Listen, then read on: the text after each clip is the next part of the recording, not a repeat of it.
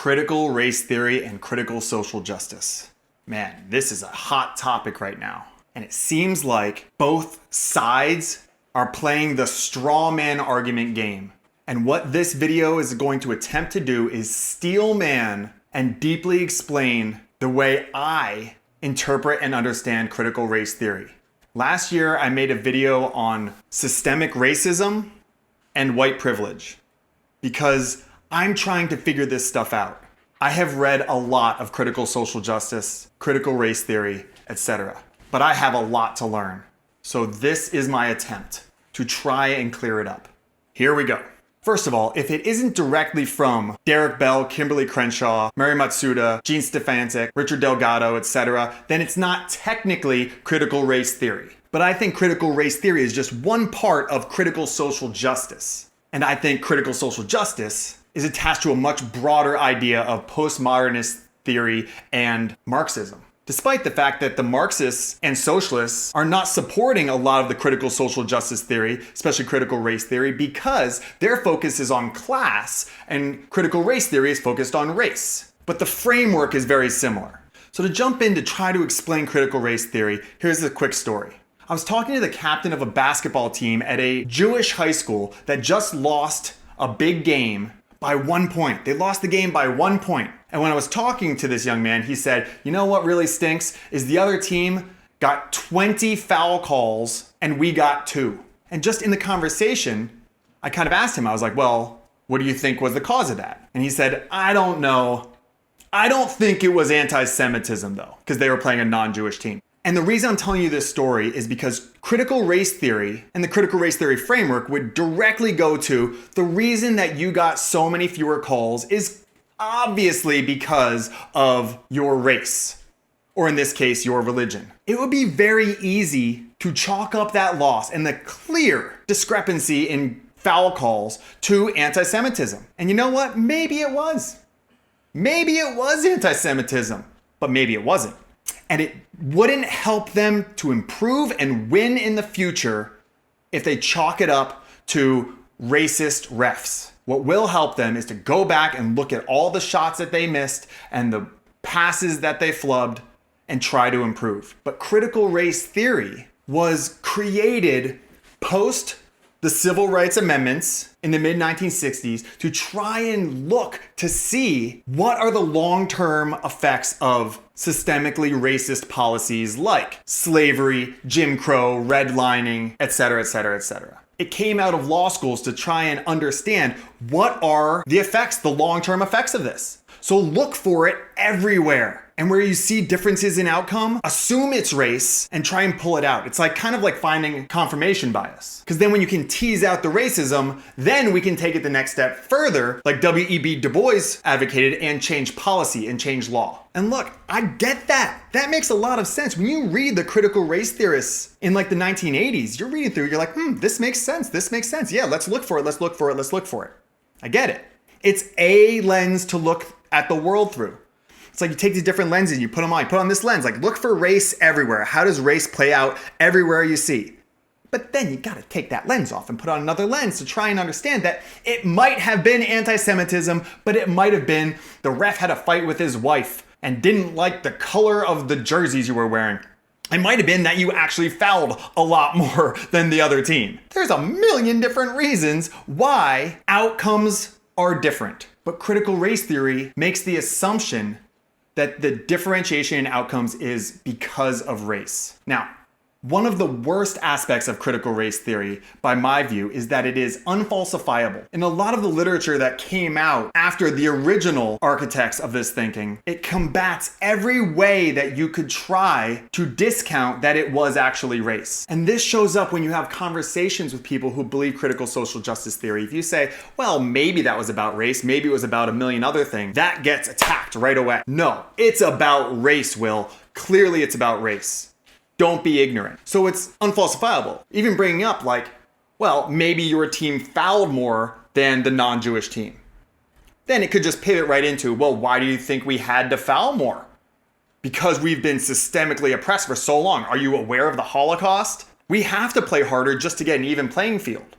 So no matter what you do, if you have like clear video evidence that the Jewish team was fouling a lot more, you can just pivot that right into a justification for it. And that is what we saw in the summer of 2020 when it came to violent acts and destruction of property and things like that, is it pivoted to, well, it's justified because of the horrible history. And again, while there could be some truth to that, that is not something that we could ever or should never get behind as a people. It's wrong to foul in basketball. It's wrong to destroy property. It's wrong to attack people. And we need to hold that standard, regardless of historical injustice. But another element of critical race theory is that people have a white supremacy narrative in their head, whether they realize it or not. People are racist. White people are racist.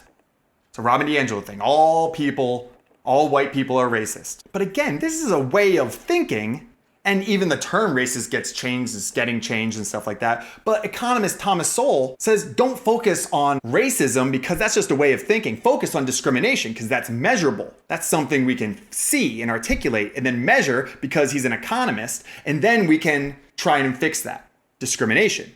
But discrimination is different than racism. But once you start diving into this kind of thinking, if you subscribe to this ideology, you see racism everywhere with every action. So here's an example. You find a very talented black person and you offer them a job because you can profit off of their talent. Even if you pay them well, that's still oppressive ownership. And you are profiting off of their labor and their work and their talent. That's racist. But if you say, I want to use their talent for charity, not for profit, I just want to put them out there and help them out, well, now you're the white savior who's doing charity for this talented black person. You see what I mean? It's a Kafka trap. And Robin DiAngelo breaks this down about grocery stores. And if you go to the black person first, that's because you think that they're gonna steal something and that's racist. Or if you go to the white person first, you are ignoring the black person. So it's a lose-lose. There are a lot of very reasonable people who have reached out to me who subscribe to elements of critical race theory.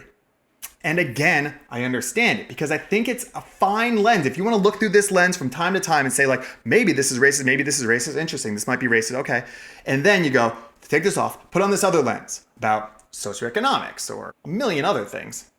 And look at this lens and you go, okay. And then you look for the overlap. And that's how we get to better policy. But critical race theory is not that. Or should I say critical social justice theory? Critical social justice uses phrases like tear it all down, deconstruct, burn, destroy, burn it down, ruin. All of this destruction, burn it down. That's literally what like a Bond villain says. I mean, listen to critical social justice people talk. It's all about tearing down. It's almost like in construction, there's a demolition crew.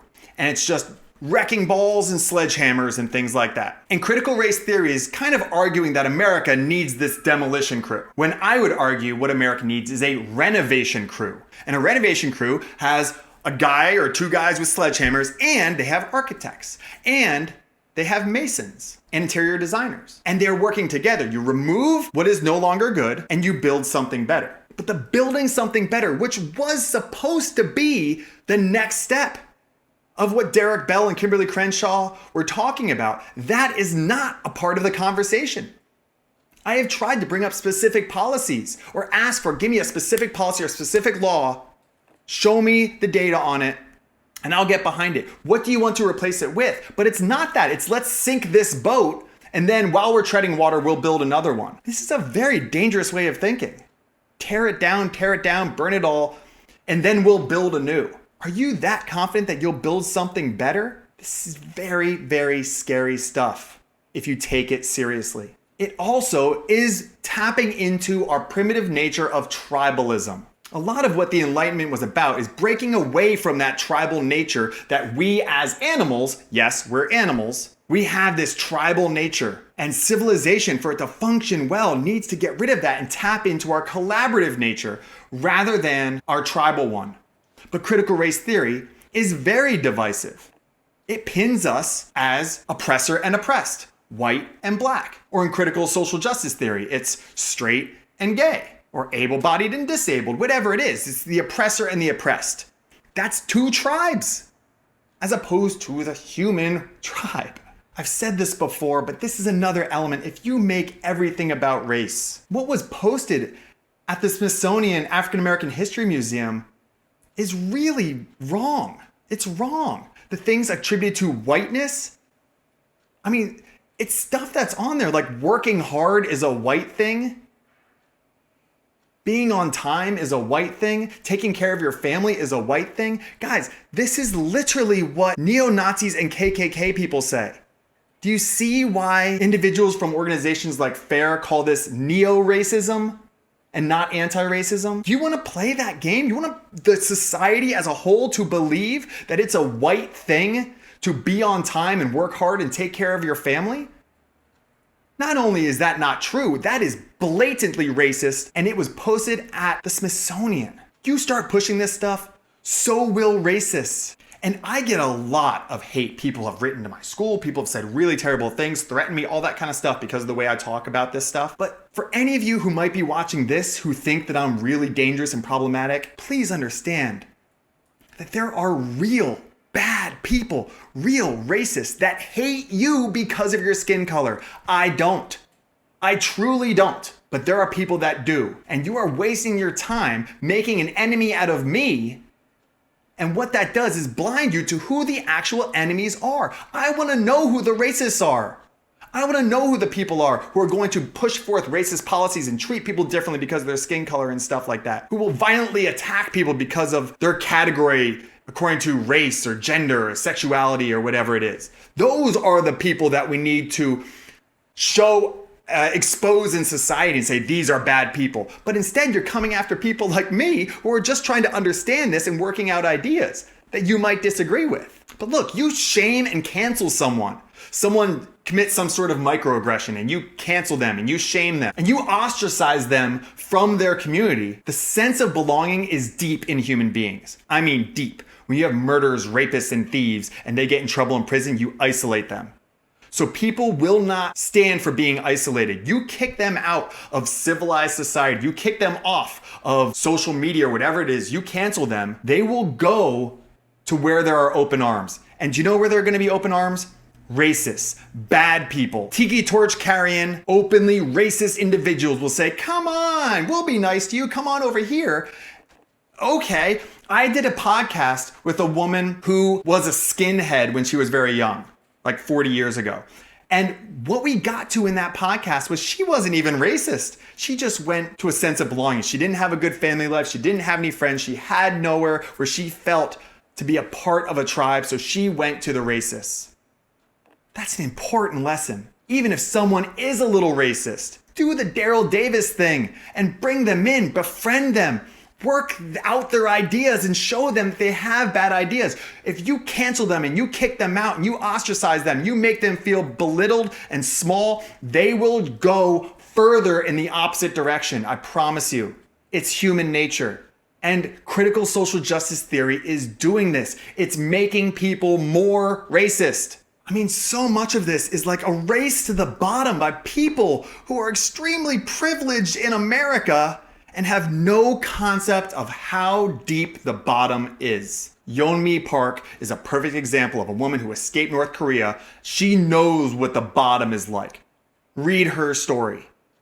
It is nothing like the people that I see on television or on social media in a nice apartment, wearing nice clothes, talking about how oppressed they are.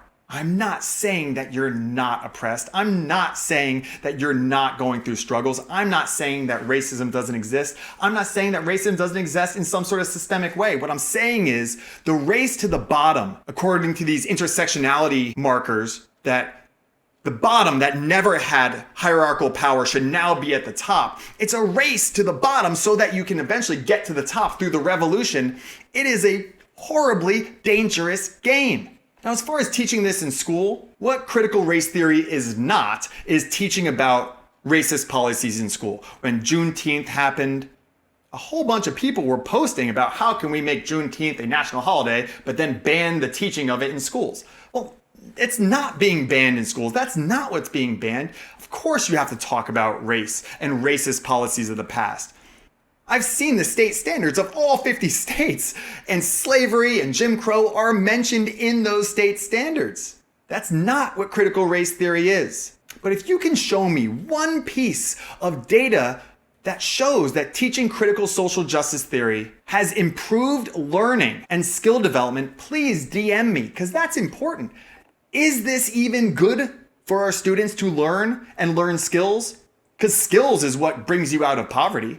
I mean, you can look at the literacy rates. There are millions of children of all races, including white children, who can't read in America. That's the problem. Let's focus on that. Let's focus on skill development, because that's something that will absolutely bring people up. One of the things that Derrick Bell, kind of the founder of critical race theory, said is that white people will only support civil rights legislation or policies that will benefit white people and benefit white supremacy. So white people will only support something to help black people or marginalized people if it actually comes back and helps them. But this is fundamentally wrong, and we know this is wrong. This assumes that power is the main driver of action in society, and it's not. This is not true in chimpanzees, and this is not true in humans. Chimpanzees are 98% human. I had Franz de Waal on my podcast, and he said studying chimps to understand humans is like studying Asian elephants to understand African elephants. Yeah, we're that close. And power is not the main driver why people do things. You, me, everyone you know has done benevolent things to help individuals to make society better that doesn't benefit them in any way. We know that is fundamentally wrong, but it is also a fundamental idea of critical race theory. Stability. A balanced, stable society is good for everyone, and that should be the goal, is not to gain as much power for an individual, because that will cause the balance to get off and that will tip the country in the wrong direction. We know this. Adam Smith, the father of capitalism, wrote about this extensively. We need a balance. And that means resources and money in the hands of very few causes a bad balance, and it will disrupt society. And you can bring race into that or not, but it's true. So let's have a conversation about this stuff and try to work out the positives of critical social justice theory, because I'm sure they're there, and the negatives, and get towards something better. What are your thoughts? I love to hear feedback.